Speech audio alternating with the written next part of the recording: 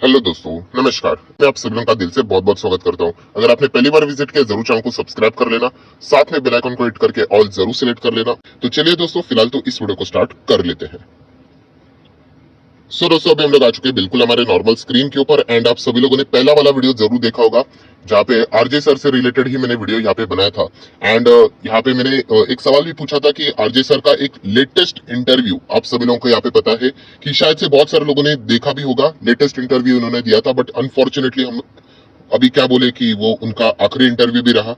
So definitely जो उन्होंने आखिरी इंटरव्यू में भी कुछ इंपॉर्टेंट बातें बोली है, वो मैं आप लोगों के सामने यहाँ पे शेयर जरूर करना चाहूंगा।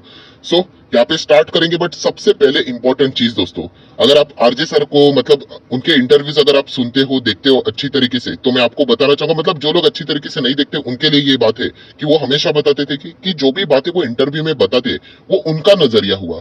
एंड हर एक इंसान का नजरिया अलग अलग होता है, तो इसीलिए कभी भी किसी को कॉपी करने की कोशिश मत करना। ये भी बात वो बहुत बार बताते थे।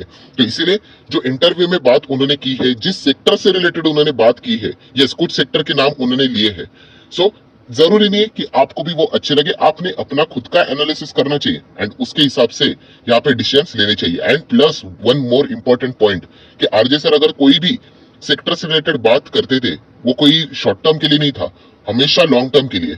5 साल में, 10 साल में, 15 साल में इतना बड़ा वो व्यू लेकर चलते थे। इसीलिए तो आप देख सकते हो कि उनके पोर्टफोलियो में आज भी कितने पुराने शेयर्स होल्ड उन्होंने करके यहाँ पे रखे हुए हैं। सो ये बात भी आप लोगों को पता यहाँ पे होनी चाहिए। ऐसा नहीं कि सेक्टर का नाम सुन लिया एंड जाके आप लोगों ने निवेश किया और 1 साल में चाहते हो रिटर्न्स मिले, तो ऐसी बात नहीं होती है। तो चलिए एक एक इंपॉर्टेंट पॉइंट हम लोग जान लेते हैं कि उन्होंने इंटरव्यू में यहाँ पे क्या बोला है। सबसे पहली बात, हमेशा की तरह वो इंडिया के ऊपर हमेशा बुलिश रहते हैं। यस, आप लोगों ने देखा होगा कि उनकी सबसे अच्छी बात ही यह है कि इंडिया के ऊपर उनका बहुत भरोसा रहता है। एंड यही बात अगर आपने उनका लेटेस्ट इंटरव्यू भी देखा होगा, तो उन्होंने बताया कि यस इंडिया अच्छा करेगा। हाँ डेफिनेटली हम कह सकते हैं कि जियोपॉलिटिकली बहुत सारी चीजें यहाँ पे चल रही है, बट अगर हम लोग एग्रीगेटली परफॉर्मेंस के हिसाब से बात करें, इंडिया बहुत अच्छा करेगा एंड इंडिया अच्छा ग्रो भी करेगा। उन्होंने कहा कि 10% से इंडिया हम लोग को ग्रो करते हुए देखने को मिलेगा। आप चाहो तो इसको जीडीपी के फॉर्म में भी यहाँ पे अंदाजा ले सकते हो। सो इतनी जबरदस्त बात उन्होंने यहाँ पे की है।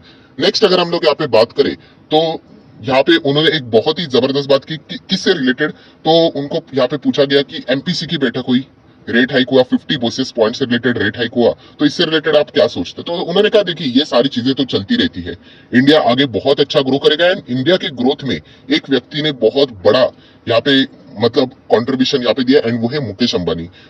उन्होंने यहाँ पे लिटरली कहा कि वे मुकेश अंबानी को थैंक्स बोलना चाहते हैं, क्योंकि आप सभी लोगों को पता है कौन सी ऐसी चीज मुकेश अंबानी ने लेके आए। यस, डिजिटल रिवॉल्यूशन, जो उन्होंने जियो लेके वो आए, क्योंकि जियो से पहले आप लोगों को पता है कि कितनी सारी चीजें, डेटा पे कितना महंगा हुआ करता था।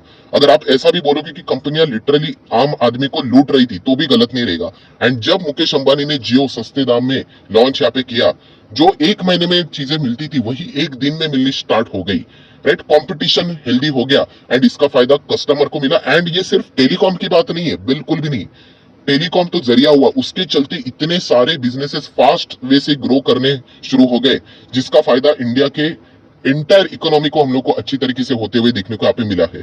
सो आरजे सर ने ये भी कहा कि वो मुकेश अंबानी को थैंक्स बोलना चाहती है। ये जो रिवॉल्यूशन उन्होंने टेलीकॉम सेक्टर में लाया, ये एक बहुत बड़ा इंडिया के लिए मतलब गेम चेंजर साबित यहाँ पे हो चुका है। एंड आगे भी जाके ऐसे ही हम लोग को एक गेम चेंजर साबित होते हुए देखने को मिलने वाला है। अगर आप लोगों ने यूपीआई ट्रांजेक्शन देखे होंगे, रिकॉर्ड तोड़ ट्रांजैक्शन देखने को मिल रहे कि नहीं, कैसे ये पॉसिबल हो रहा है? अभी हर किसी के मोबाइल फोन में इंटरनेट देखने को यहाँ पे मिल जाता है। पहले तो लोग वाईफाई के ऊपर रहा करते थे, अभी तो हर किसी के इसमें नीचे भी चले गए तो रहता है इंटरनेट। सो ये जो बदलाव हुआ है वो मुकेश अंबानी की ओर से हम लोग को देखने को मिला है, तो इसलिए उन्होंने इस चीज का थैंक्स भी यहाँ पे बोला है।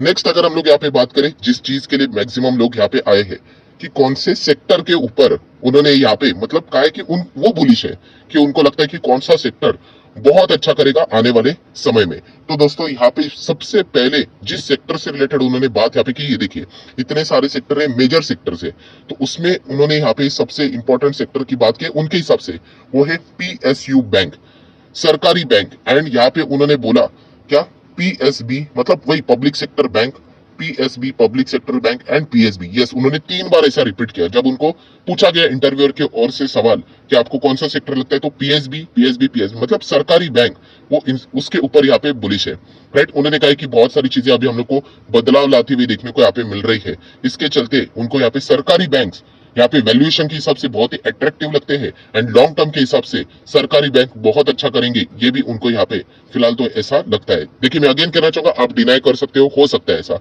बट ये बात उन्होंने यहाँ पे बोली है। एंड उनके पोर्टफोलियो में भी अगर आप देखोगे तो कुछ सरकारी बैंक आपको देखने को मिलेंगे, उसमें से एक है कैनरा बैंक। यस, अगेन कहना चाहूंगा, इसके चलते ब्लाइंडली कॉपी नहीं करना है। बहुत सारे लोग क्या करते हैं, अरे चलिए आरजे सर ने कैनरा बैंक खरीदा था, हम भी खरीद लेते हैं। ऐसी बात नहीं है, कोई भी व्यक्ति कभी भी एंटर कर सकता है, कभी भी एग्जिट कर सकता है। ये भी बात आप लोगों को पता यहाँ पे होनी चाहिए। राइट, सो ये बात उन्होंने यहाँ पे अपने इंटरव्यू कही, सरकारी बैंक। नेक्स्ट अगर हम लोग यहाँ पे बात करें तो yes, health care sector, health insurance की अगर हम लोग यहाँ पे बात करें, एंड खास करके उन्होंने बोला हॉस्पिटल। यस, उन्होंने ये शब्द का इस्तेमाल भी किया कि I am very bullish on hospital sector also. Hospital के ऊपर भी उनका बहुत ही ज्यादा यहाँ पे व्यू है।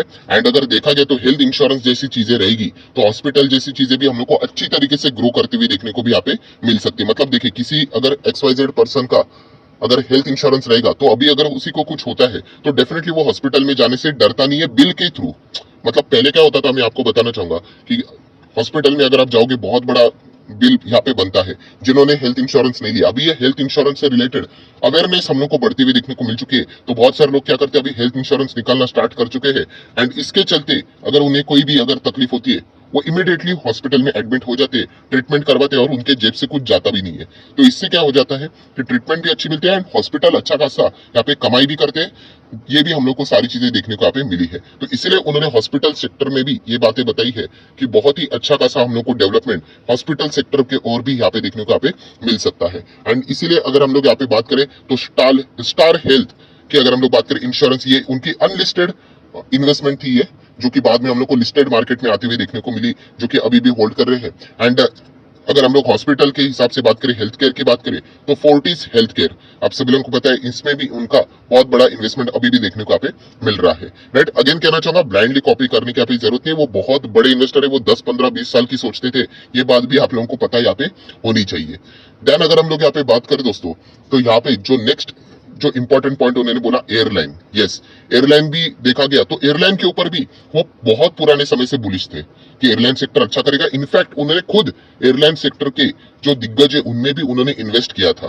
राइट, बाद में उन्होंने वो इन्वेस्टमेंट निकाल दिया, पर उनको एक गड़बड़ पता चल गई यहाँ पे एयरलाइन की। अगर देखा गया तो यहाँ पे हो क्या रहा है कि सुविधा है, कुछ एयरलाइन कंपनियां इतनी कुछ खास सुविधा यहाँ पे देते नहीं है, बट ऑप्शंस लिमिटेड है। तो इसीलिए अगर आप लोगों ने यहाँ पे देखा होगा कि उन्होंने क्या कर दिया, अकासा एयर की यहाँ पे शुरुआत की। राइट, उसमें भी उनका इन्वेस्टमेंट हम लोग को देखने को यहाँ पे मिल रहा है। सो ये उन्होंने क्यों किया, क्योंकि उनको पूछा भी गया, क्योंकि एयरलाइन बिजनेस एक ऐसा बिजनेस है जो कि बहुत ही घाटे में चलता है, बहुत ही ज्यादा, मतलब बोलते हैं ना, बहुत ही मुश्किल है वो बिजनेस चलाने के लिए एंड प्रॉफिट के चांसेस बहुत ही कम रहते हैं। तो उन्होंने बताया था कि ऐसी बात नहीं है, यहाँ पे इंडिया बहुत अच्छा ग्रो करेगा, और इंडिया जब ग्रो करेगा तो बोलते हैं ना, time is equal to money. Right, तो ये चीजें हम लोगों को देखने को मिल जाएगी फ्यूचर में। तो लोग यहाँ पे क्या करेंगे, ट्रैवल करने के लिए एयरलाइन का ही ज्यादा से ज्यादा इस्तेमाल करेंगे एंड लोगों को ज्यादा अच्छी सुविधा वाली एयरलाइन की जरूरत है, इसलिए हम लोगों ने अकासा एयर यहाँ पे निकाला है। उन्होंने ये भी कहा है कि बहुत सारे लोग इसको एज अ सस्ती एयरलाइन करके यहाँ पे देखते हैं, तो सिर्फ सस्ती मत देखिए, यहाँ पे हम लोगों ने बेटर सुविधा भी देने की कोशिश यहाँ पे की है। वो भी चीज आप लोग यहाँ पे जरूर नोट कर लेना। राइट, ऐसा नहीं होना चाहिए कि सस्ती एयरलाइन करके इसका नाम यहाँ पे कोट हो जाए करके। सो ये भी बात उन्होंने अपने जो इंटरव्यू थी लेटेस्ट, उसमें यहाँ पे उन्होंने यहाँ पे बताई। सो यहाँ पे जितने इंपॉर्टेंट पॉइंट्स थे उतने ही यहाँ पे मैंने आप लोगों को बता दिया। बाकी की सारी चीजें की बात करें तो इतने ज्यादा इंपॉर्टेंट नहीं थे। एंड फाइनल जो उन्होंने बात यहाँ पे बोली है वो यही बोली है कि इंडिया गोल्डन इरा में, यस, गोल्डन इरा में ऑलरेडी इंटर कर चुका है, करेगा नहीं, हम लोगों का गोल्डन इरा ऑलरेडी स्टार्ट हो चुका है। एंड ये मैं पर्सनली भी मानता हूँ, मैं बहुत सारे वीडियोज में आप लोगों को बोल भी चुका हूँ कि हमारे पास खोने के लिए अभी कुछ है नहीं, जो भी कुछ है वो सब कुछ यहाँ पे पाने के लिए है। राइट, एंड जितना हम लोग फटाफट आगे बढ़ेंगे उतना ही जल्दी हम लोग चीजों को क्या करेंगे, रैपिडली यहाँ पे अचीव कर पाएंगे। So India already golden era में एंटर कर चुका है। इंडिया की ग्रोथ बहुत सॉलिड रहेगी एंड जैसे मैंने आपको शुरुआत में ही बताया 10% का एक्सपेक्टेशन वो लेकर यहाँ पे चल रहे हैं। नो डाउट जियोपॉलिटिकल चीजें कुछ ना कुछ होगी, उसके चलते डिस्टर्बेंस जरूर रहेगा, बट दुनिया चलती रहती है, इसके चलते दुनिया रुकती नहीं है। सो बहुत ही दमदार तरीके से आखिरी इंटरव्यू, मतलब हम लोग यहाँ पे बोल सकते हैं लेटेस्ट इंटरव्यू, बट अनफॉर्चुनेटली वो आखिरी इंटरव्यू रहा। बट उसमें भी यही चीज देखने को मिली कि इंडिया के प्रति पॉजिटिवनेस, बहुत ही शानदार तरीके से ये चीज हम लोग को देखने को मिली। तो ये जो आरजे सर का आखिरी इंटरव्यू था, इससे भी अगर आप लोगों को कुछ चीजें सीखने को मिली होगी, तो अगर आप चाहो तो इस वीडियो को लाइक एंड शेयर भी यहाँ पे कर सकते हो।